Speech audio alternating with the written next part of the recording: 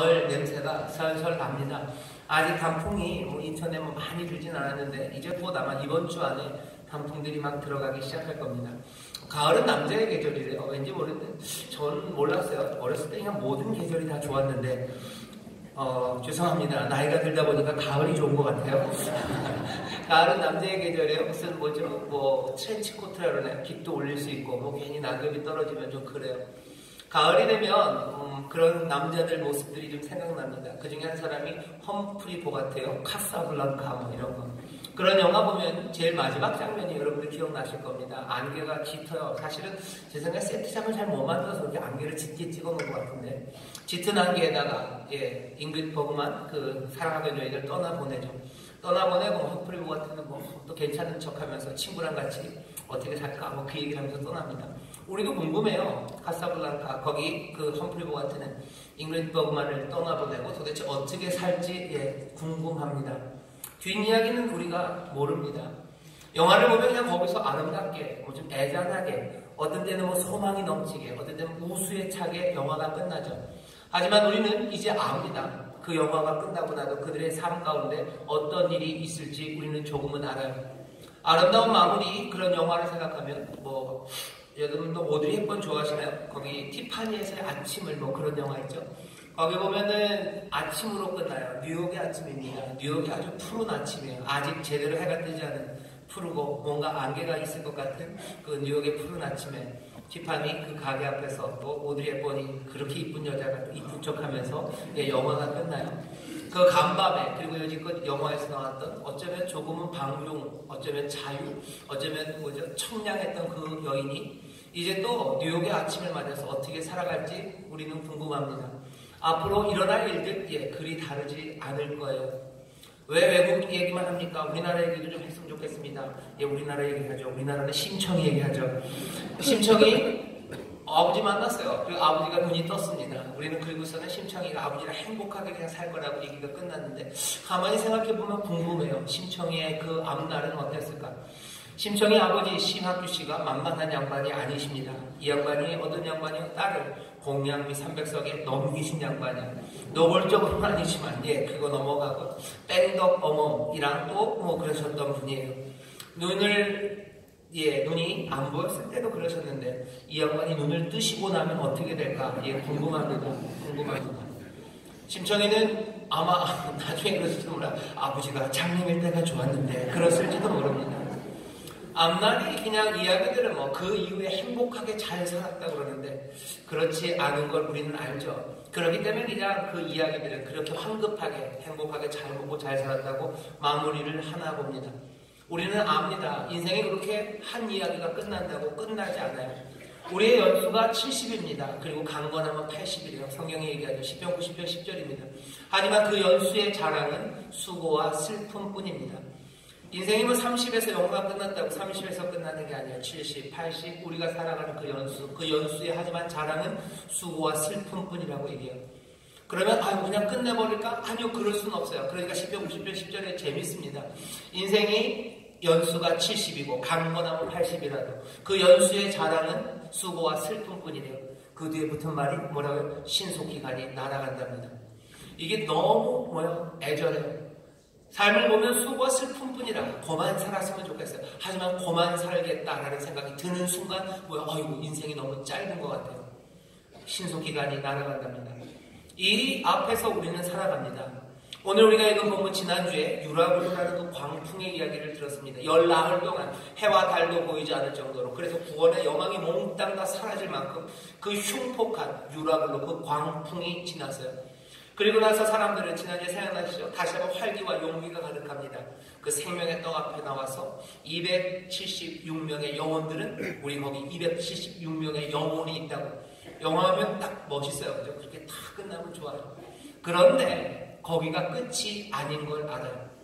거기가 끝이 아닙니다. 276명의 영혼들이 그 앞에 서서 오늘 보면 38절 아마 거기서 끝나면 영화도 괜찮을 것 같아요. 이 사람들이 새 힘을 얻어서 이제 배에 남아있던 나머지 곡식들 싣고 갔던 건 무거운 것들 다 버리고 배를 좀 띄워서 이제 해안으로 가 얘기가 끝나는 거? 그러면 좋을 것 같은데 아닙니다.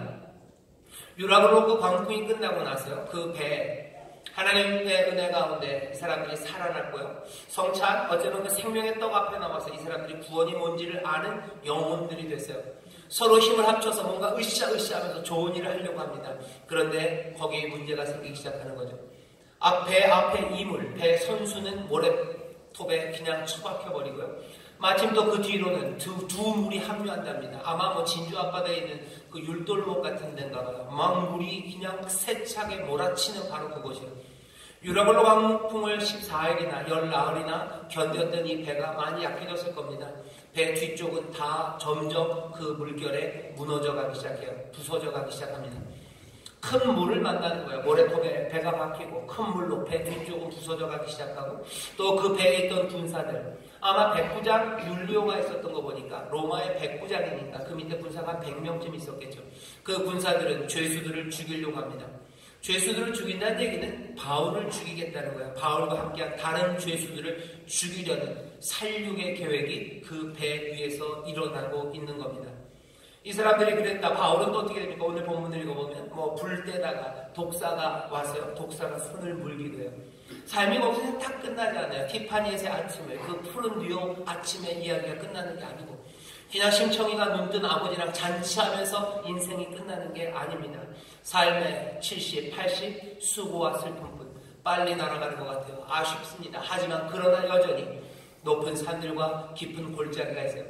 한 함정을 피했다 싶으면 함정은 또 앞에 있습니다. 한 사냥꾼을 피하면 거기서 사냥꾼이 씨가 마르는 게 아니에요. 다른 사냥꾼이 우리의 영혼을 삼키려 돌아옵니다.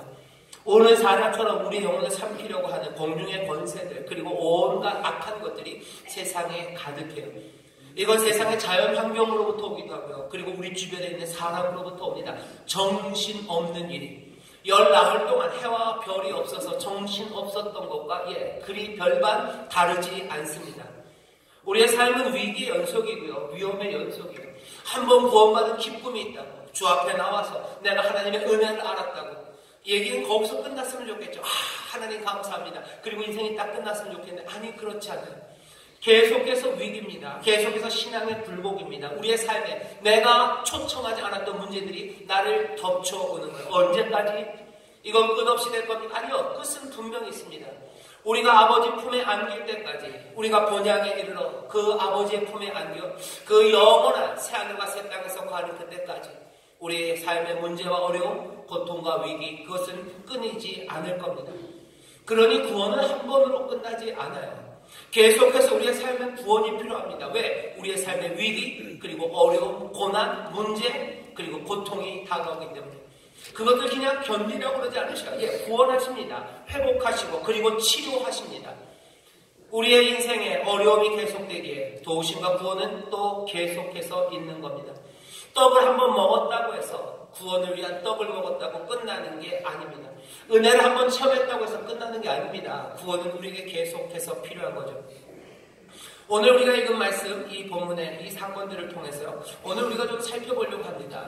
도대체 이 위기가 끊임없이 이루어지고 아버지의 품에 안기는 그날까지 우리는 이런 세상을 살 텐데 도대체 이 세상에 구원이 어떻게 임하는지 어떻게 우리가 구원을 맛볼 수 있는지 그것들을 살펴보려고 합니다.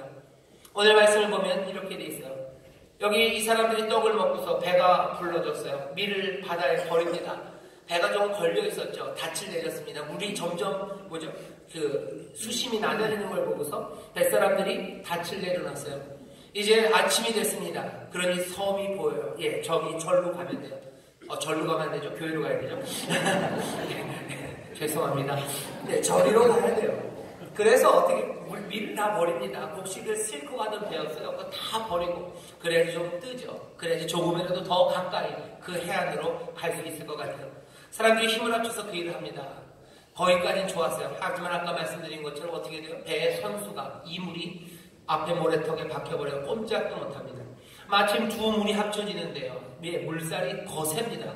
그 거센 물살이요. 이 흔들리지 않는 배를 배는 좀 흔들려야지 배를 물결을 따라 움직이는데 이 딱 박혀버려서 꼼짝도 못하니까 그 힘센 물살들을 그냥 그 배 나무들이 그대로 받아내는 거예요. 그러니 부서지기 시작합니다. 부서지기 시작해요. 이 급박한 상황에서 군사들은 뭔가 눈치가 이상해요.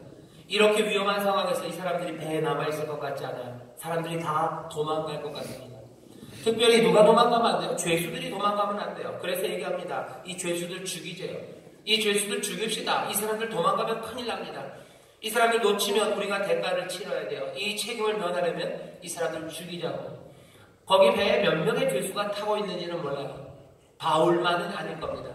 276명이라고 그랬으니까 백부장이 하나 있고, 백부장이니까 군사가 100명이 아마 밑에 있을 거고, 선원들이 있었을 거고, 그리고 거기에 물건을 싣고 같이 탔던 여러 화주들이 함께 있었을 겁니다. 이 사람들이 거기 다 같이 있었어요. 근데 누구를? 죄수들을 골라 죽이자입니다. 뭘 위해서? 내 보신을 위해서. 내 유익을 위해서. 안 그러면 내가 힘들어질 것 같아요. 안 그러면 내 삶이 어려워질 것 같습니다. 그러니까 그러면 안 돼요. 피하기 위해서 죽이자입니다. 이 군인들은 함께 떡을 먹었던 사람들이에요. 이 사람들은 어쩌면 함께 이 어려움을 헤쳐나왔던 동료들입니다. 그럼에도 불구하고 어려움이 닥치고 내가 책임질 일이 생기자 급변하는 거예요. 얼마 전까지만 해도 276명의 영혼이라고 함께 불려졌던 그 사람들인데, 이 군인들은 자기의 유익과 자기의 보신을 위해서 이렇게 험악한 일을 한답니다. 여기 있는 이 말씀들을 읽으면서 도대체 이 죄수 바울은 어떻게 살아날까요? 이 어려움, 유라굴로 광풍을 이겨냈는데 여기 죽이려는 군사들 100명이 달려드는데 어떻게 이길까? 어떻게 살아날까 합니다. 여기 오늘 본문을 보면요, 어떻게 살아납니까? 백부장의 도움이에요. 백부장 율리오라는 사람의 도움입니다.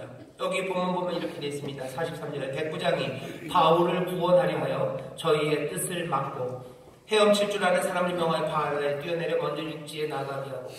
계속 두면 안 되겠어요. 군사들이 어떻게 변할지 몰라요. 얘네들이 자기들 보신을 위해서 사람들 죽이려고 하기 시작하면 감당 못할지도 모릅니다. 그러니까 백부장이 어떻게 빨리 물로 뛰어들래요. 헤엄칠 수 있는 사람들 물에 뛰어들어서 빨리 육지로 가라. 그리고 헤엄 못 치는 사람들 널빤지 아니면 물에 뜨는 거 뭐라도 붙잡고 헤엄쳐서 저리로 나가라고 피신을 시킵니다. 백부장이 이 군사들의 뜻을 막아요. 막을 때는 뭐라고 그랬겠습니까? 뭐네요. 내가 책임진다라고 했습니다. 뭔가 문제가 되면 내가 책임진다. 죄수 도망가면 내가 책임진다라는 거예요. 내가 불의, 내가 당해야 되는 희생, 그거 얼마든지 감수하겠다는 겁니다. 뭘 위해서? 바울을 구원하려고 해요. 바울을 구원하려고, 바울의 우정을 위해서입니다. 바울과의 우정을 위해서요. 율리오가 바울을 좋아합니다. 3절에 보면, 27장 3절에 보면 이렇게 되어있어요. 이튿날 시돈에 내니 율리오가 바울을 친절히 하여 친구들에게 가서 대접을 받음을 허락하는 거예요. 율리오는 바울에게 친절하게 합니다. 친구로 대합니다. 우정입니다.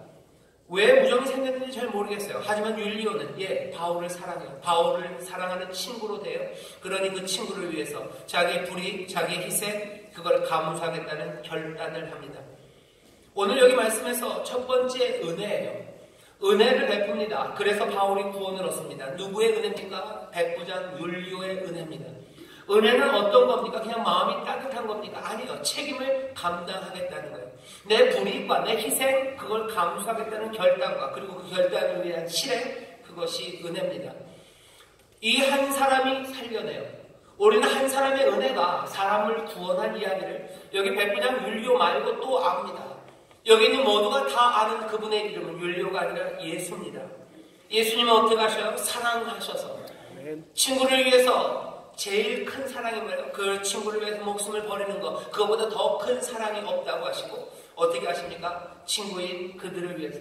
너희들은 이제 내 친구다. 너희들은 이제 내 친구다. 친구를 위해서 목숨을 버리는 것보다 더 큰 사랑 없다. 나 너희를 사랑한다. 그러니 결론은 뭐예요? 나 너희를 위해서 목숨을 내어놓겠다고 결단하셔요. 결단만 하십니까? 정말로 그 희생, 그것들을 감당하십니다. 구원이 세상이 어려워요. 세상이 어렵습니다. 세상에 사람들을 죽이려는 일들, 유라굴로 광풍들, 그 급류들, 그리고 사람들의 무책임한 사람들과 그리고 사람들에게 악의를 행하려는 살육이 벌어지는 곳이 세상이에요. 그 땅에서 구원은 어떻게 이루어집니까? 은혜로 이루어져요. 그리고 그 은혜는 어떤 은혜입니까? 자기의 희생 그리고 불의, 그것들 얼마든지 우정을 위하여, 사랑을 위하여 감당하겠다는 사람들, 그 사람들을 통하여 이 땅에 구원이 그리고 회복이 임하는 줄 믿습니다. 우리가 얼마나 많이 책임을 외면하기 때문에, 내가 희생하고 내가 감당해야 되는 일들을 피하려는 내 보신 때문에 내 가정이 그리고 내 일터가, 교회가 그리고 사회가 구원이 아니라 슬픔의 땅이 되고 그리고 비명 지르는 땅이 되고 절망의 땅이 되어가는지 모릅니다. 가정에 문제가 없을 수는 없습니다. 가정에 문제가 닥치죠. 유라굴로 강풍 같은 바람이 불기도 하고 두 물줄기가 급류로 흐르기도 하고 또 가정 안에 누군가가 허튼 마음 먹어서요, 독한 마음 먹어서 나쁜 짓 하기 시작할 수도 있어요. 그 아픔을 그냥 둡니까? 아니요. 거기서 구원이 필요합니다. 그냥 인생은 그런 거니까 그렇게 애통함으로 그렇게 어둠으로 살아가야 됩니까? 아니요. 그렇지 않아요. 그런데 그런 구원은 어떻게 이루어집니까? 은혜예요. 어떤 은혜? 그 가족 간에 누군가는 내가 희생되고 내가 내 불이익을 얼마든지 감수하겠다는 결단의 사람, 그리고 그 결단을 위해서 뭔가를 행하고 이루어내는 바로 그 사람들을 통해서 가정은 그 어려움에서 구원받기 시작합니다. 그 가난 어떻게 가만히 있으면 어떻게 됩니까? 아니요. 누군가 희생하는 거예요. 예전에는 누가 제일 많이 희생했어요? 장녀들이 희생을 많이 했어요. 장녀들이 평화시장에 가서 일하는 걸로, 아니면 장남이 멀리 중동에 가는 걸로, 아니면 아버지가 밤새도록 일하는 걸로, 진짜로 먹기 싫은 술이라도 그냥 꾸역꾸역 먹고 그냥 종처럼 아닌 것처럼 희생하고 그렇게 불이익을 감수하면서 가정의 경제적인 문제는 해결되었어요. 그런 식입니다. 경제적인 문제가 아니라 그러면 뭐 거짓과 어두움 이런 건 어떻게 해결합니까? 오해 그리고 사람들 사이에 갈라진 마음들 그건 어떻게 해결합니까? 거기도 마찬가지예요. 희생 그리고 불이익을 감수하는 거예요. 내가 먼저 머리를 조아리고 내가 억울하지만 먼저 용서하고 내가 한 발 더 물러서고 아니 한 발로 안 되면 내가 두 발이라도 물러서고 사람들에게서 비난 듣고 사람들이 쟤는 뭐가 하는 소리 그것 들을지라도 하나씩 우정으로 사랑으로 이 희생의 은혜를 베풀기 시작할 때 가정의 구원이 그리고 회복이 시작됩니다. 일터도 마찬가지입니다. 직장에 어려움이 처해요. 어떻게 직장의 어려움을 문제를 해결합니까? 어떻게 직장은 구원됩니까? 마찬가지 은혜예요. 사랑으로 희생하는 거예요. 어떤 때는 사랑으로 누가 희생합니까? 사장님이 희생할 수도 있어요.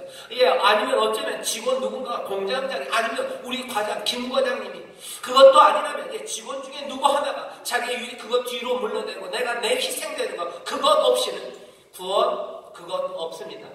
은혜 없이 구원 없습니다. 예수 그리스도가 우리에게 알려주시는 거예요. 일터가 그렇습니다. 교회가 그래요. 교회에 어려움이 생겨요. 사람들 마음이 식어지고 이상하게 돈 때문에 문제가 생기고 그렇대요. 어떻게 해야 되는 건 마찬가지로 희생, 사랑으로 우정으로 희생하고 내 유익 그것들을 뒤로 하는 사람들 그 사람들을 통해서 남들이 알아주지 않아도 나와서 눈물로 기도하는 거야. 남들이 알아주지 않아도 희생하고 봉사하는 거야. 남들이 알아주지 않아도 당연히 내 몫이라고 생각하는 거 뒤로 빼는 거야. 아니 내어놓는 사람들입니다. 그 은혜가 구원을 만들어냅니다. 백부장, 100사람이 만들어내는 거 아니에요. 한 사람의 결단이면 됩니다. 이 땅의 구원을 위해서 수천만의 사람들이 제물로 바쳐진 거 아니에요. 한 사람입니다. 하나님의 한 사람, 예수 그리스도, 그 순종의 사람, 그 은혜로 충만하니까 자기의 것을 자기의 것이라고 여기지 않으시고 그 사랑으로, 그 우정으로 희생하고 그 불이익을 감수할 때 구원이 임했던 것처럼 세상에 계속해서 높은 산과 깊은 골짜기들, 아픔의 세상에 구원이 이루어지는 건 여전히 똑같습니다. 그 은혜입니다. 희생을 감수하려는 그 은혜가 구원을 만들어내는 줄 믿습니다. 오늘은 여기만 있는 거 아니에요. 이러고서 문제가 끝나지 않습니다. 어떻게 돼요? 이 사람들이 결국은 바다에 들어가서 헤엄치기 시작해요. 헤엄치면 갑니다. 수영 잘하는 사람은 헤엄쳐서 그 육지로 간대요. 아마 헤엄 잘 치는 사람이 목숨을 걸고 헤엄칠 만큼 됐으니까 아마 제 생각에 한 2-3km 정도 떨어지지 않았을까 싶어요. 그냥 느낌입니다. 그냥 아주 가까웠으면 무슨 영화 같은 데 나오는 블루라군 이런데 열대섬 그걸 바로만 내리기만 하면 얕은 바다 아니 그건 아니에요. 깊은 바다입니다. 깊은 바다 하지만 가까이 갈 수 없어요. 배가 너무 크기 때문이에요. 멀리 떨어져 있습니다. 그리고 헤엄쳐서 가요. 그런데 이 헤엄치는 바다는요 지중해예요. 타이타닉이 가라앉았던 북대서양 4월에 북대서양 그렇게 참 바다는 아닐지 몰라도 지중해는 지중해나 이때는 겨울입니다. 기억나시죠? 겨울이에요. 유라굴로 강풍이 부는 겨울의 시간이에요. 이건 겨울일 뿐만 아니라 오늘 본문을 읽어보니까요 비가 오고 날이 찹니다. 겨울비 내리는 바다예요. 겨울비 내리는 바다에서 수영해 보신 분 없으시죠? 하지 마셔요. 위험합니다. 체온 낮에 내려가면 굉장히 위험해요. 지중해는 지중해요. 하지만 겨울바다입니다. 게다가 날이 차고 비가 온다고 그랬어요. 여기 이 사람들 수영하는 거 지중해 바다에서 수영 한번 해봤으면 얼마나 좋을까. 전혀 낭만적이지 않습니다. 유라굴로 강풍을 이겨냈어요. 그리고 배에서 군사들의 그 위협을 피하게 하셨어요. 은혜로 여기까지 구원하셨습니다. 그러면 하나님이 뭔가 좀 더 좋은 환경에서 좋은 바닷가에 내리게 할 것 같은데 아닙니다. 여기는 비가 오는 추운 바닷가입니다. 이 바닷가에 사람들이 내려요. 그런데 여기 불을 지피고 있는 사람들, 이 멜리데라는 섬의 사람들, 토인들이라고 돼 있는데요. 토인 그러면 여러분이 무슨 얼굴 까맣고 여기다가 뼈다귀 이렇게 하고서 뭐 이렇게 옷 대충 입고 이렇게 쿵짝쿵짝하는 그 토인들이라고 생각하시면 안 됩니다. 여기 지중해고요. 그 로마 아래쪽이에요. 여전히 뭐 로마 같지는 않죠. 하지만 이 사람들은 그냥 누가가 그렇게 써놨어요. 이 사람들은 토인들, 아니면 뭔가 개화되지 않는 사람들, 종교에 대해서 제대로 모르는 사람들이라는 의미로 토인이라고 썼어요. 하지만 이 사람들은 어떡합니까? 이 배에서 오는 이 사람들을 위해서 불을 지피고 있어요. 불을 지피고 있는데 이게 무슨 대단한 불인 것 같지는 않습니다. 바울도 거기다 뭐 나뭇가지를 집어넣으려고 했던 거 보면 무슨 장작을 잘 패온 것도 아니고요. 아마 그 사람들 오는 것들을 보면서 갖고 있는 나무들 몽땅 다 모아다가 지금 여기 불을 피우고 있어요. 누가는 여기서 뭐라고 쓰고 있냐면요. 2절에 28장절에 그 토인들이 우리에게 특별한 동정을 하여 이렇게 되어 있습니다. 여기 우리가 누굴까 궁금하죠. 이 사람들은 276명 몽땅은 다 아닐 겁니다. 이건 바울 그리고 바울과 함께한 그 사람들. 그 중에서도 누구? 바울입니다. 바울에게 특별히 이 사람들이 동정을 했대요. 바울은 지금 어떤 상황입니까? 지금 춥고 비 오는 그 바다를 헤엄쳐 오고 있어요. 배에 탔던 276명을 가만히 보면요. 그 중에 한 100명 정도는 로마 군인입니다. 로마 군인 영화에서 보셔서 아시죠? 그 사람들 다 뭐 등치 괜찮습니다. 힘 세고요. 훈련받은 사람들이에요. 로마의 군인 100명이에요. 젊은 장정이에요.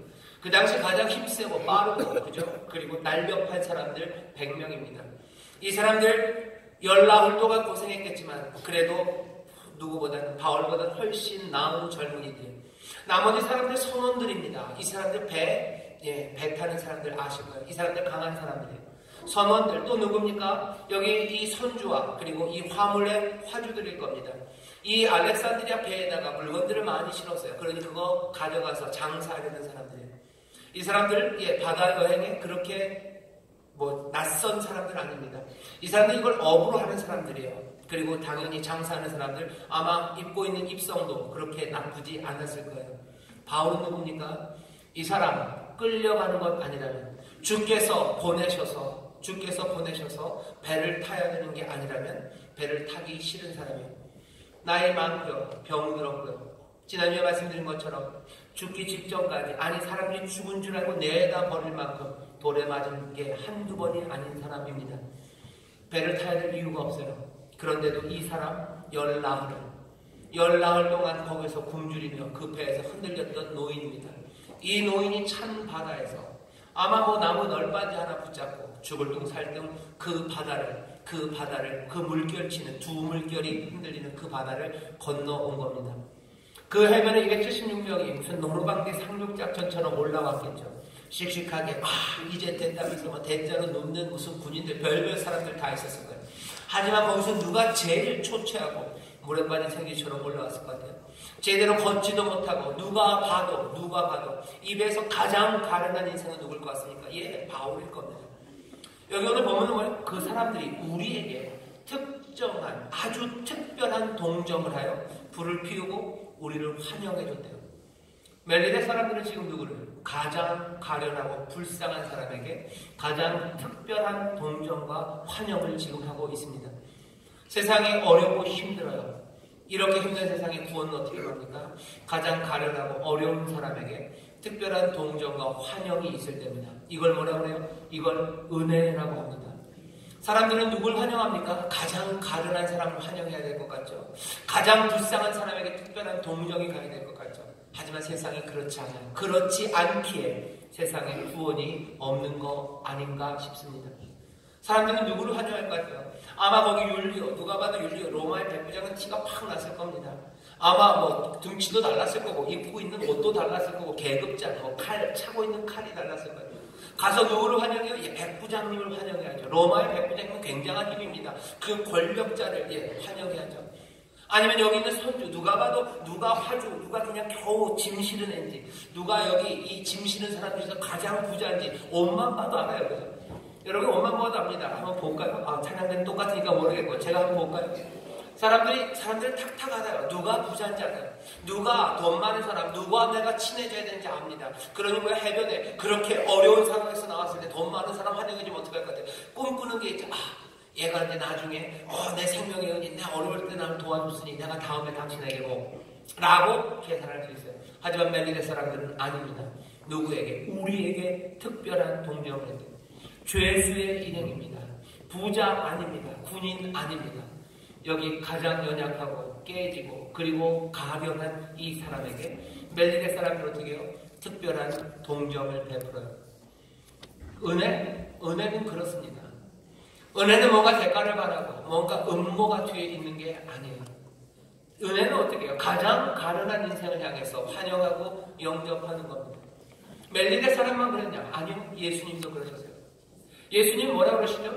오라고 그래요. 아이들 내게 오는 거 금하지 말라. 아이는 별로 영향가 없어요. 그죠? 그러니 약장수들도 뭐라 그래요? 애들은 가라. 애들은 필요 없어요. 누가 봐야 돼요? 약간 정신 혼미하고 말 잘 그냥 금방 속아 넘어가는 할머니들 오면 제일 좋아요. 그러니까 옥장판 할 때 할머니들 부르는 거예요. 애들은 가라. 나에게 유익 안 되는 애들은 가라. 하지만 예수님은 아니 애들 오는 거 금하지 마라.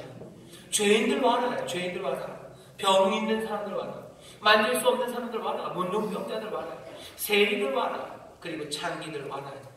고민 많은 부자 청년 그래 너도 와라. 밤에밖에 움직일 수 없어요. 밤에밖에 하여튼 체면 차려야 돼. 그래 그래서 밤에밖에 못 온다고 니고데모 그래 너도 와라. 불쌍하고 가련한 사람들을 향해서요. 여기 은혜는 환영과 영접의 손을 내밉니다. 내가 가진 것이에요. 내가 가진 게 뭐 대단한 무슨 폭죽을 키우면서 환영할 수는 없어요. 무슨 군함대를 불러다가 환영할 수는 없습니다. 할 수 있는 건 뭐예요? 그냥 나무 주워다가 불 떼는 것 그 정도예요. 내가 가진 건 그거예요. 하지만 이제 그것 갖고 내어주는 겁니다. 베드로와 요한이 그랬어요. 내게 있는 것으로 네게 준다. 누구? 안전병에 구걸하는 그 사람을 환영하는 거예요. 지나쳐도 좋습니다. 내가 기도하러 그 미문을 지나가는데 너랑 내가 상관할 거 있냐? 나는 저기 하나님을 아니요. 여기 주저앉아있는 이에게 자기가 가진 것 가장 좋은 것 예수의 이름을 전하기 시작하는 거예요. 은혜는 뭘까? 은혜가 우리를 구원합니다. 그건 분명합니다. 어떤 은혜입니까? 가장 가련하고 나에게 유익이 되지 않을 것 같은 사람에 대한 환영이에요. 그리고 환대입니다. 그것이 세상을 바꿔낼 거예요. 여러분들이 그렇게 하셔요. 이게 제가 설교가 점점 길어질 것 같아서 좀 불안해서 그냥 미리미리 말을 다 합니다. 여러분들이 그렇게 하셔요. 그리고 또 뭐요? 여러분들의 삶에 그런 환대가 있기를 주의 이름으로 축원합니다. 여러분들 사랑하는 사람들이 여러분들의 삶이 깨어졌어요. 여러분들이 가장 가련합니까? 여기 바울이 지금 가장 가련한 거예요. 가련한 바울이 어떻게 됩니까? 멜리데 그 토인들이 여기 은혜를 베푸는 거예요. 내 삶에 내가 믿음의 사람이에요. 나는 성찬의 그 떡을 먹은 사람이고 하나님의 구원과 하나님의 자녀가 된 사람이에요. 하지만 은혜는 어디서 와요? 멜리데 토인에게서 옵니다. 그리고 로마의 백부장에게서 옵니다. 여러분 그 은혜만을 기대해 어떻게 아니 그건 아니어도요. 마음을 여세요. 그리고 이 백부장과 그리고 이 멜리데 토인들에게 감사할 수 있어요. 내 삶에 어려움이 임합니다. 어렵고 힘듭니다. 하지만 여전히 은혜의 사람들이 나를 구원하는 거예요. 하지만 그것만은 아닙니다. 많은 사람들이 요즘 그래요. 세상이 어렵고 그러니 어떻게 해요? 세상의 회복을 위해서는 우리가 사랑을 베풀고 뭔가 결단하고 희생하면 된대요. 하지만 그것만은 아닙니다. 소위 말하는 진보적인 아니면 뭐가 조금 더 뭐라 그럴까요? 진보적이고 좀 좌파적인 사람들이 이런 얘기를 좀 많이 하나요? 아니요. 보수적인 사람들이 이런 얘기 많이 합니다. 우리가 서로 도울 수 있고 희생하고 그리고 환영하고 그래야 세상이 회복된대요. 이게 맞는 말입니다. 하지만 오늘 말씀은 그것만 있는 건 아니에요. 어려움의 세상에 사람들이 은혜를 베풀어야 돼요. 은혜입니다. 그죠? 어떤 은혜예요? 희생하겠다는 은혜입니다. 그리고 불쌍하고 가련한 인생들 환영하겠다는 은혜예요. 그 은혜가 살육의 현장에서 구원하고요. 추워 죽고 떨고 있는 그 삶을 구원합니다. 은혜 구원 맞아요. 하지만 이 사람들의 은혜 말고요. 오늘 본문에 그냥 도드라지게 드러나진 않지만 우리는 알 수 있는 다른 은혜가 이 사건에 흐르고 있어요. 어떤 은혜입니까? 여기 이 은혜는 이렇게 임하죠. 여기 뱀에 물리는 바울을 여러분 기억하실 겁니다. 28장 3절에 바울이 한 나무를 거두어 불에 넣으니 뜨거움을 인하여 독사가 나와 그 손을 물고 있는데, 바울이 참 오지랖도 넓죠. 바울은 할 수 있는 일 합니다. 자기가 지쳤지만 여기 나무에다가 불을 더 집어넣은 사람은 아무도 없어요. 바울만 그랍니다. 군인들도 지치고 선원들도 지쳤어요. 모두 다 그 불 옆에 있는 것만으로도 행복하죠. 하지만 바울은 이 노쇠하니가 어떻게 또 나무까지 들어다가, 이런 사람들이 있어요. 눈물 나죠. 눈물 나는 사람들이 있습니다. 여러분들이 아마 부모님들이나 할머님들이 계실 거예요. 허리가 90도로 꺾어지시고, 어떤 분들은 90도도 더 꺾어지셨는데, 모래도 나뭇가지를 하나 들고 와서 거기 불에다 넣어야 되시는 분이 있어요. 바울이 그렇습니다. 그런데 그렇게 살아가시는 사람들이라면 은혜가 있어야 될 것 같은데, 또 독사가 거기서 나오는 거예요. 참 인생이 이상하죠. 거기서 독사가 나옵니다. 그리고 물어요. 그런데 사람들이 깜짝 놀라죠. 아, 이제 저 사람 죽었다. 하지만 죽습니까? 아니요, 죽지 않아요. 뱀이 물려서 거기 달려있지만 죽지 않습니다. 부어야 돼요. 아니, 붙지 않습니다. 기절해야 돼요. 아니요, 기절하지 않습니다. 말짱해요. 사람들이 신이라고 얘기해요. 신은 아닙니다. 하지만 우리는 알아요. 왜 그런 겁니까? 예수님께서 그러셨어요. 세상에 보내주셔서 복음을 전하라고 하시고, 너 무슨 독을 마실지라도 해를 받지 않는다고 하셔요. 네. 내가 너와 함께한다고, 능력이 너와 함께한다고 우리 약속을 기억합니다. 이 말씀을 보면서 우리는 뭘 알아요? 하나님의 도우시는 은혜예요. 하나님께서 놀라운 능력으로 지금 이 사람 바울을 구원하고 계시는 줄 믿습니다. 사람들은 몰라요. 그냥 신인가 보다. 아니, 신 아닙니다. 은혜입니다. 은혜가 우리를 구원해요. 놀라운 은혜입니다. 이해할 수 없는 능력으로, 눈에는 보이지 않는 하나님이 우리를 지키시고 보호하셔요. 그 은혜가 우리를 구원합니다. 다시 은혜, 구원이에요. 사람들의 호의와 그리고 사람들의 사랑이 구원하는 거 맞아요. 하지만 여기 다른 은혜, 그리고 더 놀라운 은혜가 있는 겁니다. 뱀에 물렸지만 살아나게 하시는 은혜입니다. 그 은혜가 죽음에서 바울을 구원하셔요. 또 하나 있습니다. 여러분들 여기 오늘 말씀을 보시면요, 재밌어요. 얼마나 재밌냐면 28절에 보면 이렇게 돼 있어요. 우리가 구원 얻은 후에 앉은 그 섬은 뭐라고요? 멜리데라 이렇게 돼 있어요. 누가가 이 얘기를 쓰는 건요, 알려주고 싶은 게 있어요. 이 말만 들어도 사람들이 이렇게 할 줄 알았는데, 우리는 이 얘기를 들으면서 이건 왜 썼나 싶어요. 왜냐하면 우리는 멜리데가 뭔 말인지 모르기 때문입니다. 멜리데라고 이 쓴 말을 읽으면서 누가는 사람들이 깜짝 놀랄 거라고 생각했는데, 여러분이 아직 깜짝 안 놀라시니 제가 여러분들을 깜짝 놀라게 드릴 거예요. 여러분들 여기 지도를 좀 보시죠. 나오나요? 아, 나온다. 이게 지구입니다. 여기 쫙 보시면요, 제가 땡겨 드릴게요. 여기 대한민국이 있어요. 그죠? 대한민국에서 어디로? 지구로 빙 돌리면 여기가 어디예요? 지중해입니다. 이 바다가 지중해 바다예요. 이렇게 하면은 여기가 예루살렘입니다. 빨간 거 보이시죠? 예루살렘이에요. 예루살렘이고, 여기가 그리스고, 그 빨간 거만 보시면 돼요. 그리고 더 가면 그렇게 놀러 가고 싶은 이탈리아가 여기 있습니다. 배를 타고 여기서 떠났어요. 이쪽에 갔다가 지금 이 사람들이 떠난 그레데라는 섬이 여기입니다. 이 섬이에요. 이 섬에서 어디로 가야 돼요? 로마로 가야 돼요. 로마는 여기 있습니다. 여기서부터 며칠 동안 14일 동안을 헤맸어요. 그리고서는 단 섬이 어디입니까? 어디예요? 여기서 풍랑 맞는 헤맸으면 어디로 갈 것 같아요? 이리로 가든지, 그쵸? 아니면 이쪽으로 갔을 것 같아요. 그런데 여기서 풍랑 만난 배가 나흘 동안 해도 별도 없어요. 모두 짐짝처럼 흔들리면서 절망하고 있었습니다. 이 배가 가서 다다른 곳이 어디냐 하면 어디인 것 같으셔요? 여기 뭐가 글씨가 써있죠? 안 보이시죠? 이젠 보여요. 요 섬입니다. 요 사람 이름이 몰타예요. 왜 글씨가 써있냐면 여기가 하나의 공화국이기 때문에 써놨지, 사실은 아주 작은 섬입니다. 여기 그레데서부터 몰타까지 섬들이 있나? 하나도 없습니다. 그냥 망망대해에서 만난 섬이에요. 어느 lok으로도 가지 않았어요. 몰타로 갔어요. 여기 멀리 이 섬으로 갑니다. 그리고 여기서 3개월을 지난 다음에요, 공짠, 그 다음에 어떻게 또 공짠, 그런 다음에 로마로 가요. 하나님이 로마로 보내셔요. 그리고 또 어떻게 하셔요? 그 광풍의 이 배를 어느 섬에? 멜리데, 이 몰타에다가 갖다 대셨다는 거예요. 해도 없고 별도 없습니다. 캄캄한 밤입니다. 배는 어디로 가는지 모릅니다. 자기들은 죽는다고 생각했어요. 어딘지 몰라요. 하지만 배는 정확하게 어디로? 로마를 향해서 지금 가고 있는 거예요. 이 섬 멜리데, 몰타에 내리게 했다는 거죠. 누가는 28장 1절에서 뭐예요? 우리는 가봤더니 그 섬이 멜리데더라는 거예요. 사람들이 깜짝 놀랄 거라고 기대하는 거예요. 14일 우리는 죽을 둥 살 둥 죽었다고 생각하고 구원의 여망이 없다고 생각했는데, 여기 은혜는 어떻게 된 거예요? 하나님의 은혜는 사라지지 않았어요. 해도 없고 별도 없습니다. 버림받은 것 같아요. 보이지 않아요. 하나님의 손 그런 거 본 적 없습니다. 하지만 하나님께서는 그 약속, 그것을 신실하게 이루기 위해서요, 어디? 이 망망대에서 이 한 점, 이 점을 향해서 정확하게 그 배를 거기에다 갖다가 대놓으신 거예요. 누가는 이거를 우리한테 지금 보라고 하는 겁니다. 삶에 어려운 일이 많습니다. 앞을 몰라요. 하지만 하나님, 여기 사람들의 은혜, 사람들의 사랑, 희생, 그리고 환대, 그것으로 뭔가 할 겁니다. 하지만 그것으로 할 수 없는 것들이 얼마나 많은지 모릅니다. 세상 사람들은 몰라요. 하지만 이제 너희는 안다는, 우리는 알지 않냐는 거죠. 그래도 그 섬에서 여기 이 멀리데, 이 몰타까지 하나님은 정확하게 이 사람 바울을 인도하시는 그 인도하심에 추워도 오차 없이 하나님은 은혜로 구원하시는 그 일을 행하신다는 거죠. 네. 보이지 않습니다. 알 수 없습니다. 하지만 하나님은 신실하신 은혜로, 성실하신 사랑으로 우리를 붙잡고 계십니다.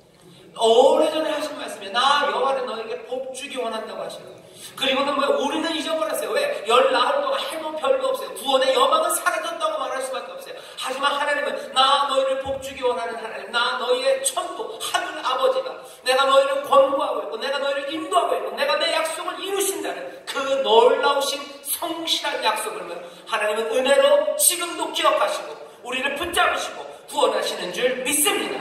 우리는 보이지 않아도 주가 우리의 발걸음을 인도하시는 줄 믿습니다. 모를 거예요. 열 나흘 동안 해도 별도 없고 구원의 여망은 사라졌다고 말할 수밖에 없고, 그 배에서 사람들과 치고받고 하면서 우리의 살육, 이 군사들이 우리를 죽일까 말까, 거기에 율리오, 이 사람 백부장의 사랑, 그리고 멀리대 섬의 사람들의 그 환대, 이게 좋습니다. 그 은혜가 구원하는 건 맞아요. 하지만 그 모든 것들을 지금 끌어안고 계시는 하나님의 귀하신 은혜가 우리를 구원하는 줄 믿습니다. 끝내 구원하실 줄 믿습니다. 끝내 하나님의 은혜의 뜻을 이루실 줄 믿습니다. 인생은 그것들을 바라보는 거예요. 그러니 우리가 아버지의 품에 안기는 그날까지라고 얘기할 수 있어요. 아버지의 품에 안기는 그날까지, 본향에 이르는 그날까지 믿음으로 소망으로 나아가게 되기를 주의 이름으로 축원합니다. 감사하며 나가시기를 주의 이름으로 축원합니다. 많은 사람들에게 은혜를 베풀며 서로 위로가 되고 구원이 되시기를 주의 이름으로 축원합니다. 하나님이 그 사람들을 품으셔 은혜로 끌어안는 이들, 은혜로 희생하며 살아가는 이들, 그들을 도우시고 또 하나님의 그 광대하신 은혜로 우리를 붙잡으셔서 우리의 삶에 그 탈도 많고 아픔도 많고 수고와 슬픔으로 가득한 그 삶에 하나님의 구원을 맛보게 하시고 끝내는 그 구원을 이루실 놀라운 주님, 놀라운 하나님이신 줄 믿습니다. 우리 가운데 은혜를 충만하게 하십시오. 우리 가운데 구원이 넘쳐나게 하십시오. 하나님의 영광 받으시고 하나님의 일을 우리 가운데 이루실 줄 믿습니다. 기도하겠습니다. 하나님 아버지 감사합니다. 우리 가운데 은혜가 넘치니 감사합니다. 사랑이 넘치게 하시고 아버지 서로를 향한 희생과 아버지의 가련한 인생들을 향한 아버지의 환영하고 영접하는 은혜가 넘쳐나게 하여 주시옵소서. 아버지 하나님 우리에게 또한 오늘 보이시오니 우리를 인도하신 하나님의 놀라우신 능력과 사랑, 아버지는 다른 사람들은 보이지 않는다 하여도 우리에게는 보이며 우리에게는 지금 역사하는 줄 믿사오니 그 은혜를 의지하며 그 은혜를 붙잡으며 소망과 기쁨 감사로 살아가는 하나님의 자녀들 되게 하여 주시옵소서. 감사드리며 예수님 이름으로 기도하옵나이다. 아멘. 우리